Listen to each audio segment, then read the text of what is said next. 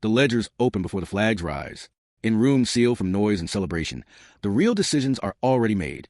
Heavy desks hold thick books filled with numbers that decide futures long before soldiers march or treaties are announced. Empires like to remember themselves through victories, parades, and steel. That is the story people are taught. Ships crossing oceans, red lines on maps, cannons aimed outward. But beneath that familiar image sits a quieter truth. Britain did not rely on force alone. It learned to shape the world through obligation, through numbers, through debt that bound governments tighter than chains ever could. Think about that. Power that does not need banners to be seen. This story begins not on a battlefield, but in counting houses and financial offices where ink mattered more than blood. Britain's expansion was never only about territory. It was about control over decisions made far away by people who appeared independent but were already cornered. Loans became the empire's most flexible weapon. They traveled faster than armies and stayed longer. They came wrapped in promises of growth, stability, and modern progress. Railways would be built, ports would expand, budgets would be balanced. On the surface, it looked like help. In reality, it was alignment. Debt created relationships that force could not sustain and persuasion could not match. Governments in need are easy to predict. A poor harvest, a sudden war, a collapsed currency, a rising population demanding roads, schools, and jobs. These pressures do not wait for ideal solutions. They demand immediate answers. Britain understood this. It positioned itself not just as a trading partner, but as a financial lifeline. When desperation met opportunity, contracts followed. Conditions were rarely framed as domination. They were described as discipline, responsibility, prudence. But every clause narrowed future choices. Every repayment schedule reduced political room to maneuver. Sovereignty did not vanish overnight. It bent, slowly and quietly, until bending became habit. Imagine a government facing unrest and decay, offered capital it cannot raise at home. The offer arrives with expertise, advisors, and reassurances. Nothing is taken by force. Nothing is openly demanded. But the money is not neutral. It must be repaid in a currency the borrower does not control. It must be serviced through exports that tie the local economy to foreign markets. It must be managed under rules set elsewhere. Think about that. Independence preserved in name, but reshaped in practice. Control without occupation. Influence without banners. The myth of empire tells us power flows outward from strength. In reality, it often flows inward from weakness. Britain learned to identify pressure points and apply relief that came at a price. Loans did not just fund projects. They shaped priorities. A port built to export certain goods. A railway aligned with trade routes that benefited foreign insurers and shippers. A budget structured to protect creditors before citizens. Over time, these patterns hardened. Choices became obligations. Policy became maintenance. Governments found themselves managing debt rather than directing development. The empire did not need to rule directly when repayment schedules ruled for it. This was not accidental. It was not improvised. Britain's financial system evolved to serve this purpose. Capital accumulated in London not only because of trade, but because trust flowed there. Investors believed their money was safe. Governments believed British credit was reliable. That belief was a foundation. Credibility allowed influence to spread without confrontation. When money arrived first, force became unnecessary. And when force was unnecessary, resistance weakened. Who rebels against a loan they asked for? Who protests a contract signed in their own capital? The empire learned that the cleanest control is the kind people consent to under pressure. But consent under constraint is not freedom. It is a narrowing corridor. Each loan made the next one more likely. Each repayment shortfall justified further oversight. Advisors appeared to help manage finances. Recommendations hardened into requirements. Revenue streams were monitored. Spending priorities were guided. None of this required flags or governors. It required balance sheets and patience. Britain could wait. Debt matured slowly. Influence compounded. And because the process looked technical rather than political, it escaped scrutiny. Decisions made in quiet rooms rarely inspire crowds. The stakes were enormous. Entire economies were reshaped around servicing obligations rather than serving people. Industries rose and fell based on repayment needs, not local priorities. Political leaders learned which policies were acceptable and which would provoke concern from creditors. Over time, ambition shrank. Risk became dangerous. Stability became obedience. Sovereignty survived in form but weakened in substance. The empire's reach extended not because it conquered every territory, but because it positioned itself at the center of financial gravity. Everything leaned toward it, whether it wanted to or not.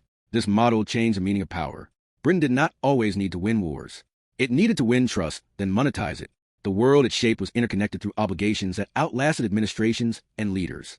Even when governments changed, debts remained. Even when public sentiment shifted, contracts endured.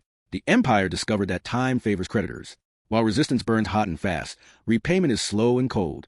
Think about that. A rebellion may last years. A loan can last generations. Yet this system was not without tension. The very invisibility that made it effective also made it fragile. It depended on belief. Belief that repayment was possible. Belief that the system was fair. belief that alignment would bring prosperity.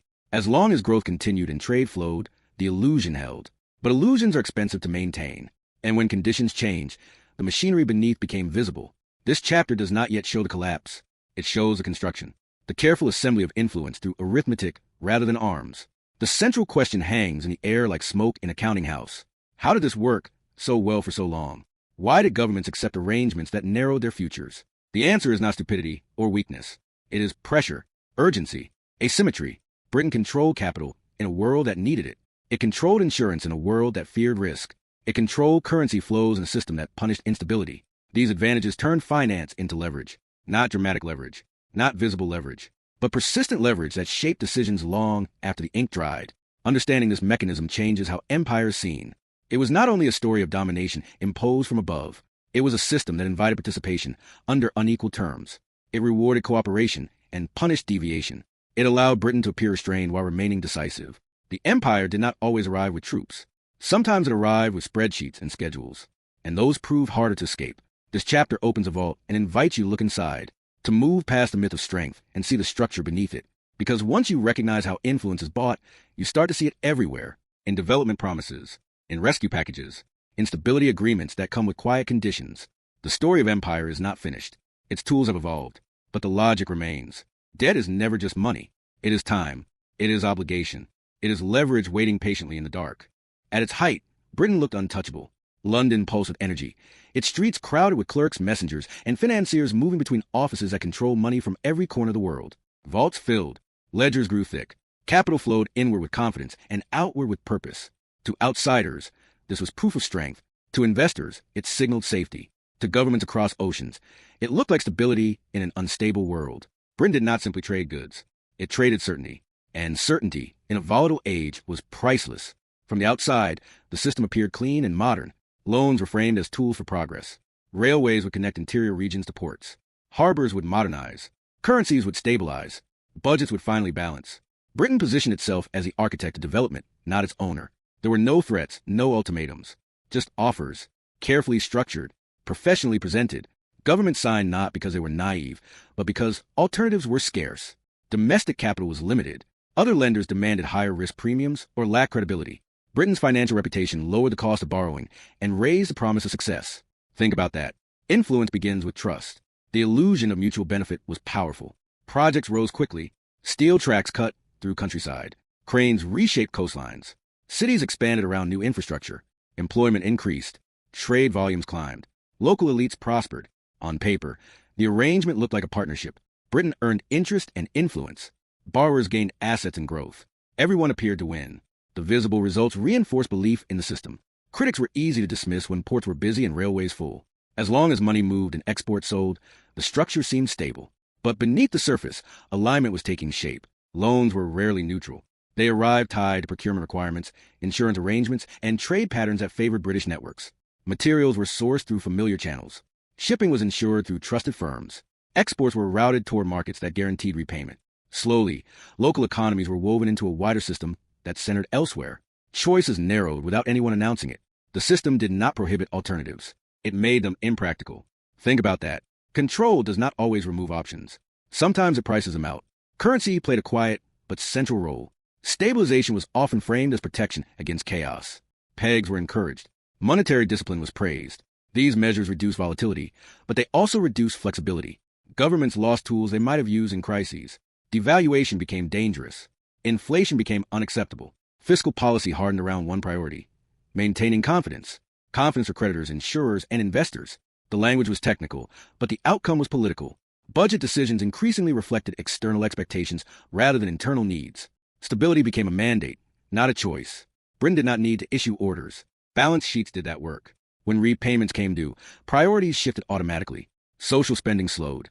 Investment choices favored export capacity over local resilience. Political leaders learned which decisions reassured markets and which triggered concern. Over time, this knowledge became instinct. Policy was shaped by anticipation. What would lenders think? What would investors do? What would happen to credit access? These questions hovered over every major decision. The empire's influence was not loud. It was ambient. This was why the model appeared so successful. It minimized resistance by avoiding confrontation. There were no occupying troops to provoke anger, no foreign administrators issuing visible commands. Authority remained local, at least formally, but the constraints were real. When a government missed a payment or faced a shock, assistance arrived quickly. Restructuring was offered. Advisors appeared to help. Oversight increased. Conditions followed. None of it was described as punishment. It was framed as support, responsibility, reform. The language softened the reality. Each intervention deepened dependence. Think about that moment. A missed payment does not just threaten finances. It threatens reputation. Once confidence cracks, borrowing becomes expensive or impossible. Britain understood this pressure. It used credibility as leverage. Help was available, but only within the system. Step outside it, and markets would respond. The fear of exclusion kept governments aligned. Even when terms were uncomfortable, the alternative felt worse. Isolation in a global economy is a powerful deterrent. From afar, Britain's reach looked benevolent. Newspapers spoke of modernization and partnership. Officials emphasized order and efficiency. The empire presented itself as a stabilizing force in a chaotic world. And in many ways, it was. Trade flowed more predictably. Infrastructure improved. Financial systems matured. But stability came at a cost. It required obedience to rules written elsewhere. It demanded sacrifices that were not evenly shared. When growth slowed or crises struck, the burden fell on borrowers first. The discipline of the system was its strength. It rewarded compliance and punished deviation without spectacle. A government could remain formally sovereign while being economically constrained. This blurred the line between independence and dependence. People could vote. Parliaments could debate. But certain decisions were effectively off limits. Debt servicing took priority. Export commitments mattered. Confidence had to be preserved. The empire's influence operated through expectations rather than commands. Elites often adapted quickly. They learned to navigate the system, sometimes benefiting personally. Access to capital created opportunities for those positioned to exploit it. This further reinforced the illusion of success. As long as influential groups prospered, resistance remained fragmented. The costs were dispersed across populations, felt slowly through wages, prices, and public services. No single moment signaled loss of control. It was experienced as adjustment. A tightening here, a delay there. The system worked because it spread pressure over time. Britain's credibility was the anchor. It rested on its own financial strength, its trade dominance, and its reputation for honoring commitments. As long as that held, influence flowed easily. Borrowers trusted that alignment would be rewarded. Investors trusted that contracts would be enforced. This mutual belief sustained the structure. But credibility is not permanent. It depends on conditions remaining favorable. Wars, global downturns, and shifting trade patterns all test it. The model thrived in calm waters. Storms revealed its rigidity. Still, during its peak, the empire's financial reach felt natural, even inevitable. It aligned with prevailing ideas about progress and order. Modernization was associated with discipline. Discipline was associated with foreign expertise. The language of economics obscured the language of power. Decisions that reshaped societies were presented as technical necessities. Think about that. When power speaks in numbers, it sounds objective. That makes it harder to challenge. This chapter is about that illusion, the appearance of unstoppable strength, the sense that the system worked for everyone involved. It explains why governments accepted terms that narrowed their futures and why resistance remained muted for so long. The empire did not rely on fear alone. It relied on belief. Belief that stability required alignment. Belief that access to capital justified compromise. Belief that the benefits outweighed the costs. But illusions carry risk. They depend on conditions staying favorable and participants staying convinced. As soon as growth falters or alternatives appear, the underlying structure becomes visible. The very mechanisms that once looked supportive begin to feel constraining. That moment does not arrive suddenly. It builds quietly, through small shocks and missed expectations. This chapter ends at the height of confidence, just before the strain becomes undeniable. Because to understand the collapse, you first have to understand why so many believe the system could never fail. The cracks did not arrive with noise or warning. There were no dramatic announcements, no sudden collapses that signaled the system was failing. Instead, strain appeared in margins and footnotes. Budgets stretched thinner each year. Repayments absorbed more revenue. Growth slowed just enough to cause concern, but not enough to justify rebellion. This was the danger of a debt-driven system. It failed quietly, one obligation at a time. The empire's influence did not weaken overnight. It tightened first. The core mechanism was simple, but unforgiving. Loans were often denominated in currencies controlled elsewhere, backed by export revenues tied to global markets. When prices were high and demand strong, repayment felt manageable. But markets do not stay still. A downturn in commodity prices could erase a year of fiscal planning. A shipping disruption could choke revenue. A regional conflict could spook investors. When these shocks hit, repayment schedules did not adjust. They hardened. Interest accumulated. Penalties followed. Governments that borrowed to build found themselves borrowing again just to service existing debt. Think about that. Money meant to create growth now existed only to preserve credibility. This was how dependence deepened. Each refinancing came with new conditions. Each adjustment narrowed autonomy. Britain did not need to seize ports or railways outright. It gained influence by taking seats at decision-making tables. Advisors arrived to help stabilize finances. Recommendations followed. Spending priorities were reordered. Revenue collection was monitored. Custom systems were scrutinized. These steps were described as technical assistance, but they carried political weight. They shifted who mattered in the room when decisions were made. The language of arithmetic concealed the reality of power. Numbers appear neutral. Ratios feel objective. Targets sound responsible. But every target reflects a priority. Every ratio favors one outcome over another. When debt service becomes non-negotiable, everything else becomes flexible. Social programs pause. Infrastructure maintenance slows. Wages stagnate. The population absorbs the adjustment while the obligation remains intact. This is influence engineered through mathematics rather than force. It is harder to protest a spreadsheet than an occupying army. At first, the system absorbed shocks. Britain's credibility allowed for restructuring when necessary. Temporary relief could be offered. Terms could be extended. These gestures reinforced trust and preserved alignment. But each intervention made the mechanism more visible. Each crisis revealed how much leverage creditors held. Governments learned that deviation carried consequences, not through threats, but through market reactions. Capital retreated. Insurance costs rose. Access narrowed. The discipline was automatic. Britain did not need to enforce it directly. The system enforced itself. Over time, resentment grew beneath the surface. Elites who once benefited from access to capital began to feel constrained by it. Projects approved for repayment rather than resilience failed to deliver lasting prosperity. Populations noticed that growth did not translate into security. When conditions worsened, governments had little room to respond. Monetary tools were limited. Fiscal flexibility was gone. Stability, once praised, became a trap. Think about that. The rules that promised protection now prevented escape. Britain's own position was also changing. Its influence depended on confidence in its financial strength. Wars strained reserves.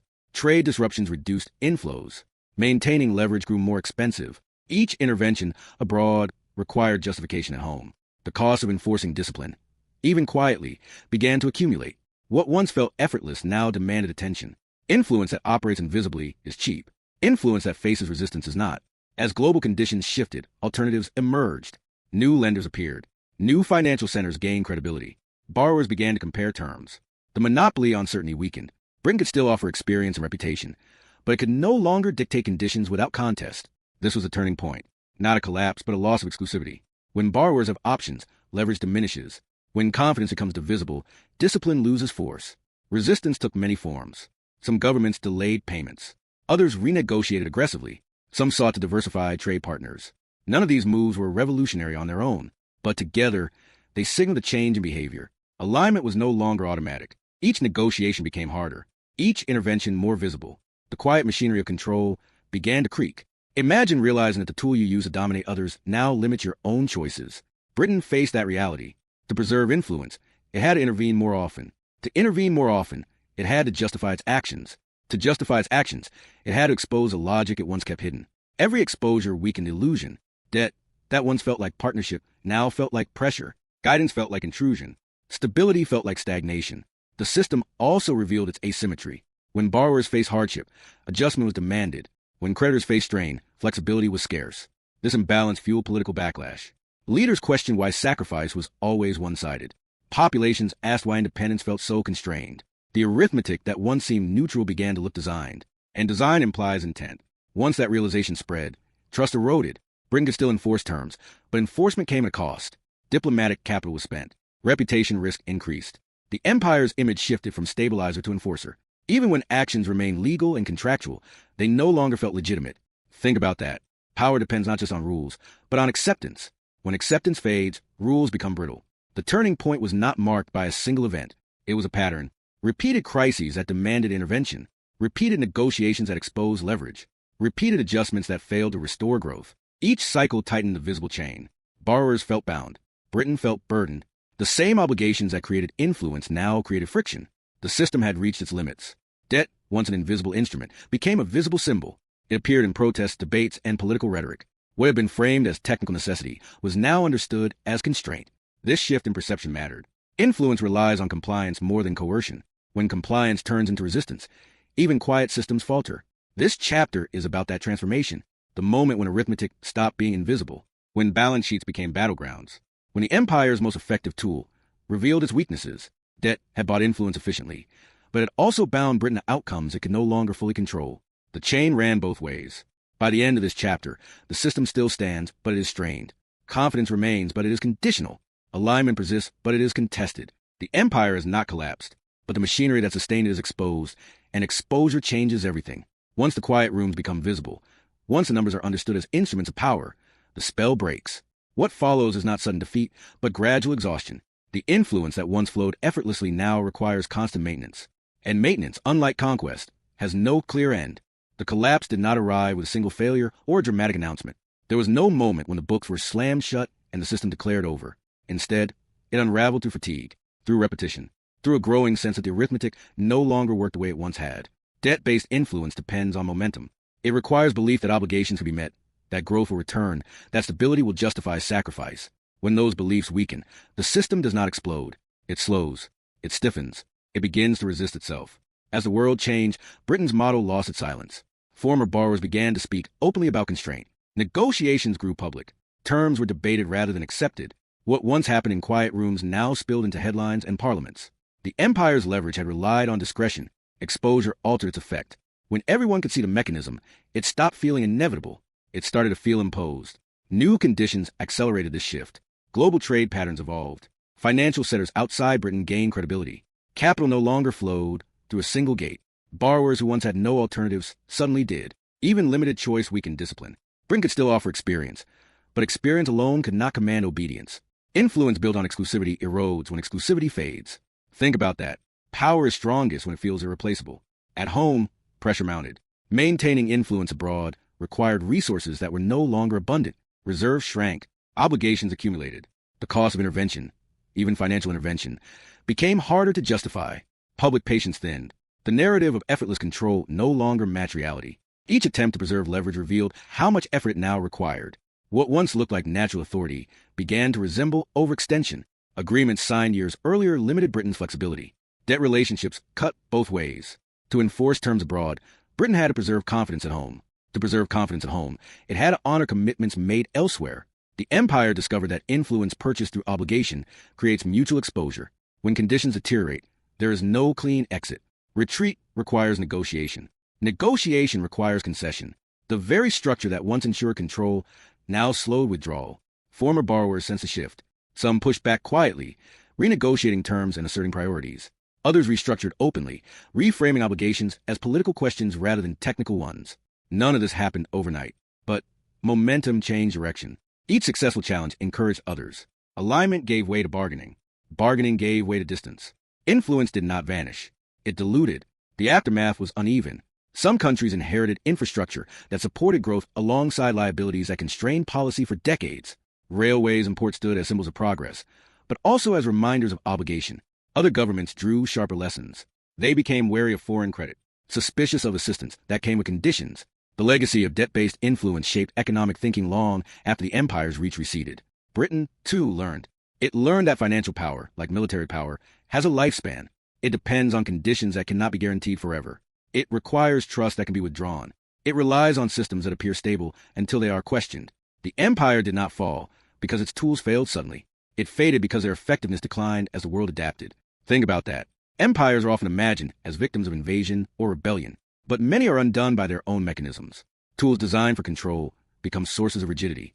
Strategies built for dominance become liabilities when circumstances shift. Britain's use of debt was brilliant in its precision. It was also binding. Once embedded, it limited options on all sides. The most important lesson is not about Britain alone. It is about how power operates when it hides behind neutrality. Debt feels technical. Currency feels abstract. Trade feels impersonal. But these systems shape lives as surely as laws and armies. When influence travels through contracts rather than commands, it can go unnoticed for generations. That invisibility is its strength and its weakness.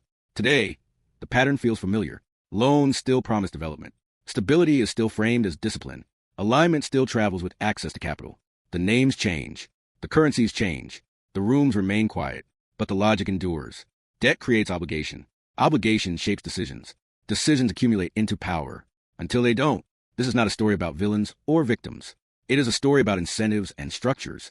About how reasonable choices made under pressure can lead to long-term constraint. About how systems built to manage risk can concentrate it.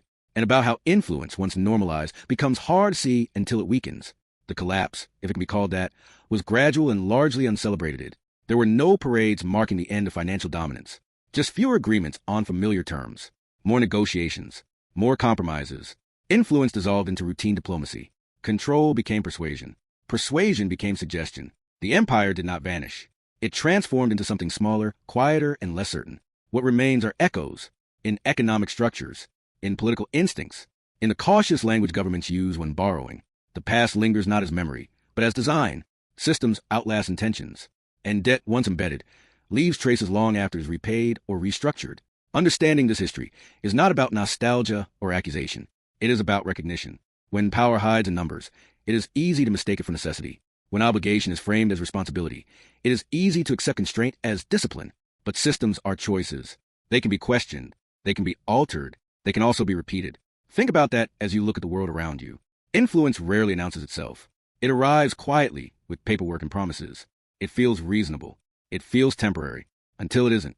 If this story helped you see power differently, consider subscribing for more deep explorations into the hidden economics behind history. And share this documentary with others who want to understand how empires really work, long after flags come down.